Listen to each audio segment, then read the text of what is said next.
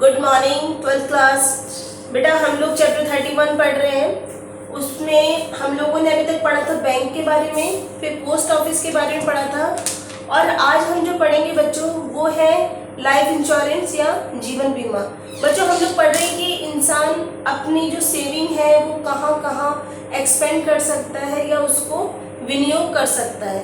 तो हमारा आज का टॉपिक में है जीवन बीमा। बच्चों जीवन बीमा लाइफ इंश्योरेंस बहुत बढ़िया है, जिसे भारत सरकार ने 1956 में स्टार्ट किया था।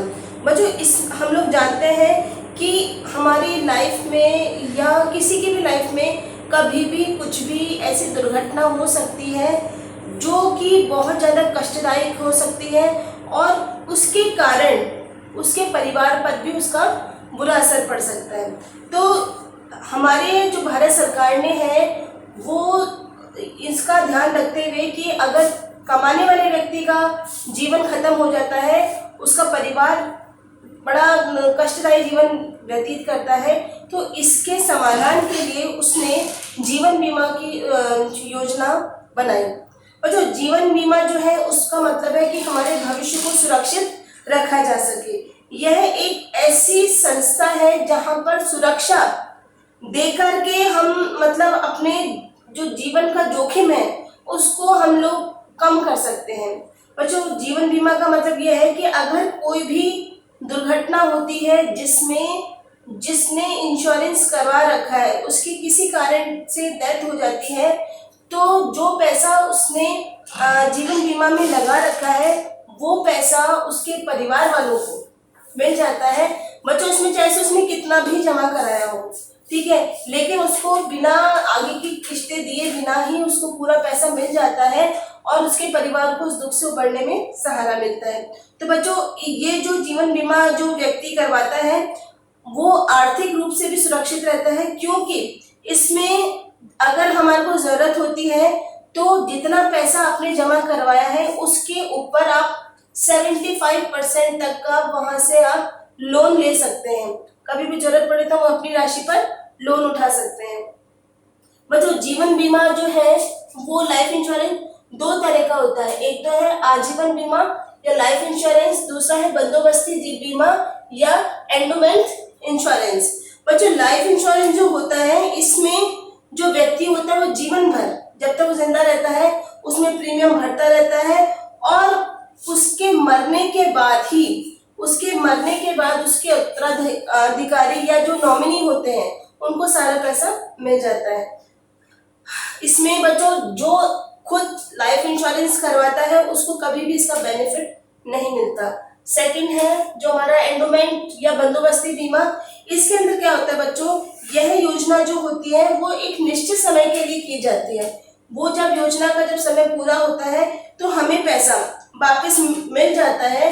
इसमें ये भी होता है बच्चों कि अगर आप चाहते हो कि बीमा धारक चाहता है कि मुझे मेरा पैसा समय से पहले मिल जाए, तो बिना किसी प्रॉब्लम के वो पैसा मिल जाता है बच्चों, और जो भी बेनिफिट्स उसको ज्यादा से ज्यादा मिलते हैं उसमें। आजकल अगर हम लोग देखें कि कौन कौन से इंश्योरेंस चल रहे हैं तो उसमें बच्चों बहुत आप लोगों ने नाम सुना होगा। तो एक है इसमें जीवन आनंद पेंशन योजना, गृह लक्ष्मी, और बच्चों प्रौढ़ों के लिए भी अलग अलग तरह की योजनाएं चलती हैं।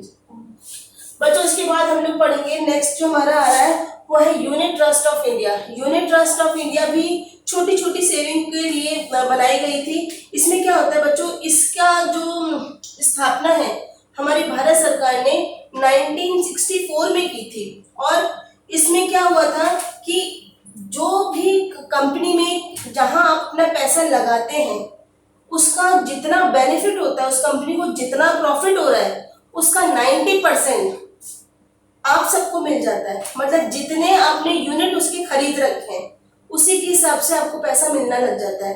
बच्चों एक यूनिट जो होता है इसका वो 10 रुपए का होता है, और कम से कम आपको स्टार्टिंग में 100 यूनिट खरीद कर ही आपको स्टार्ट करना पड़ता है। तो ये हमारा यूनिट ट्रस्ट ऑफ इंडिया था।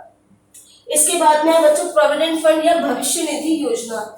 ये बड़ी अच्छी निधि योजना है। इसके अंदर बच्चों सरकारी और गैर सरकारी दोनों ही व्यक्ति निवेश कर सकते हैं। इसमें क्या होता है कि हर महीने व्यक्ति के वेतन में से, ठीक है, उसकी सैलरी में से निश्चित अमाउंट पैसा निकल जाता है, जो कि हमारे भविष्य के लिए उसकी कटौती की जाती है, और ये जमा होता रहता है। इस पर 8% तक का हमारे को ब्याज मिलता है, और जब हमारे को जरूरत होती है, जब आप रिटायर हो जाते हैं, ठीक है, तो उस समय हमारे को सारा पैसा मिल जाता है।